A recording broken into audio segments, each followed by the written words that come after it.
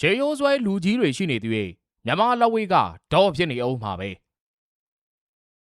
ဟိုတနေ့က17ကြိမ်မြောက်မြန်မာရိုးရာလက်ဝဲကမ္ဘာချန်ပီယံပြိုင်ပွဲကျင်းပခဲ့တယ်။ထုံးမင်းအောင်ရာမန်စတိုင်းတန်ခွီးချိန်ဟိန်းထက်အောင်တန်စင်တို့ရဲ့ပွဲတွေပါတယ်။တွဲဆိုင်တွေကကောင်းပေမဲ့စီးမင်းကြောင့်ရင်ခုန်စရာတော့မဖြစ်ခဲ့ပါဘူး။အလူလဲပူးတွဲသေးစနစ်ကစိတ်ပြက်စရာဖြစ်စေခဲ့တယ်။ငိမ့်ငိမ့်လက်ဝဲပွဲကြီးဖြစ်ခဲ့ရတယ်။၆ပွဲထိုးတာ9ပွဲကအလူလဲနဲ့ပူးတွဲသေးဖြစ်တယ်ဆိုတော့လွန်ပါလေ။ဆရာတပည့်လိုညီကိုလိုရာမန်နဲ့ထုံးမင်းအောင်ကပရိသတ်ကြအောင်ထိုးပြပေမဲ့အဆုံးသတ်အဖြေကတော့အလူလဲပူးတွဲသေးဆိုတော့ရေရမလို့ငိုရမလို့တန်လိုင်းဖြစ်နေရပါစတိုင်းတန်ခွီးချိန်ကလည်းချန်ပီယံကပတ်မရလို့အတော်လေးခံစားခက်နေပါလေမြန်မာဖိုက်တာတွေရဲ့အရှိန်ဝါကအတုံးယုံပြိုလဲခဲ့ရပြီအဲ့လိုဘာလို့ဖြစ်လဲအကြောင်းရင်းကတော့ရှင်းလေးပါပဲအဆင့်မမီလို့ပါနီးစနစ်လေးကျင်းပုံကွာခြားလို့ပါနီးပြတွေရဲ့အတွေးမြင်ခြားနာနေလို့ပါပဲပွဲစီစဉ်သူအဖိုးကြီးတွေရဲ့ရှေးရိုးဆွဲစီးမြင့်တွေကြောင့်ပဲဖြစ်ပါတယ်မြန်မာဖိုက်တာတွေရဲ့ mindset မပြောင်းလဲလို့ပါပဲပြည်ရင်းစစ်နဲ့ပျက်စီးနေတဲ့နိုင်ငံမှာလက်ဝဲလောကပြိုလဲနေတာတိတ်ပြီးတော့လဲမထူးဆန်းပါဘူးဒါမဲ့ပင်ကိုပါရမီရှိပြီးသားမြန်မာဖိုက်တာတွေကိုကြောက်ထဲမကြစေချင်ဘူးလက်လန်းမီတော့အဖွဲ့စည်းကောင်းဆရာကောင်းတွေနဲ့ချိတ်ဆက်ပြီးကိုယ့်ရည်သွေးကို upgrade လုပ်စေခြင်းပါလေအမြဲတမ်းဘလူးဆိုင်ပဲတီးနေလို့မရသလိုအမြဲတမ်းသွေးကြောင်နေလို့လည်းမရပါဘူးစားတော့နေထိုင်မှုကလည်းသိပ္ပံနီးကြဖြစ်ရမယ်အုံနောက်နဲ့ညံကိုရှင်ပြီးတော့သုံးရပါမယ်ဝမ်ချန်ပီယံရှစ်ကိုတွားရောက်ရှင်ပြနေတဲ့မြမရိုးရာကစားသမားတွေထဲမှာအောင်မြင်ဆုံးအောင်မြင်မှုကိုဘယ်သူယူဆောင်လာပေးမလဲဆိုတဲ့မေးခွန်းအတွက်တိကျတဲ့အဖြေရှိမနေပါဘူး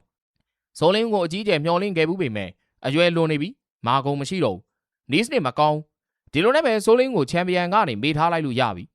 အမျိုးသမီးဖိုက်တာဘရိုနီကာထိုင်းဖိုက်ချန်ပီယံဖြစ်ဝမ်ကိုရောက်လာချိန်မှာချန်ပီယံလောင်းဖြစ်တဲ့မြန်မာပရိသတ်တွေကတကြောပြန်မျှော်ကြပြန်နေဒါမဲ့ဘရိုနီကာလည်းပေါ်ပူလာဖြစ်လို့စိတ်တိတ်များလွန်းနေတယ်အပျော်ပါကိစ္စတွေတိတ်များလွန်းနေသလိုပဲ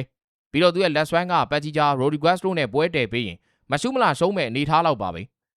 သွေးလင်းထက်နဲ့ဆွန်ရက်ကလည်းထိတ်ဆုံးဆင်းစီရောက်မလာပဲနဲ့တပွဲလေလေပဲဖြစ်နေကြမြန်မာဖိုက်တာတွေအတွက်မျှော်လင့်ခြင်းစရာမရှိတော့ပါဘူး